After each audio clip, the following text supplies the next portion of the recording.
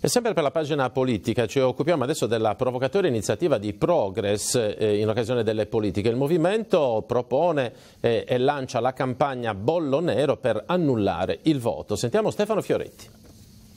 La politica italiana è stimata in Sardegna, dunque diremmo a tutti i sardi di andare alle urne ma di non votare, di non esprimere le sue preferenze e annullare la scheda utilizzando un bollino nero da applicare sulla scheda elettorale. Non un appello all'astensione ma piuttosto una forma di disubbidienza civile con l'annullamento consapevole del voto. E l'ultima provocazione di Progress che certifica la morte dell'attuale sistema politico e l'inutilità delle prossime elezioni. Niente liste e nessun sostegno ad altri partiti dunque, con la convinzione che chiunque verrà eletto non potrà fare gli interessi della Sardegna. Questa è una maniera simbolica e finza una cosa può avere che in Sardegna c'è molta gente che non crede più nei partiti italiani e dunque è una maniera può avere questa cosa e quindi ci aspettiamo un buon numero di bollini neri attaccati sulle schede elettorali. I bolli neri adesivi verranno distribuiti attraverso banchetti e incontri pubblici e un invito a responsabilizzare gli elettori isolani a costruire la Repubblica Sarda, è stato detto, perché una grande certezza anima gli attivisti di Progress: non solo attraverso il voto si possono cambiare le cose. Noi fattivamente già in diverse comunità, Terralba piuttosto che la Nusei,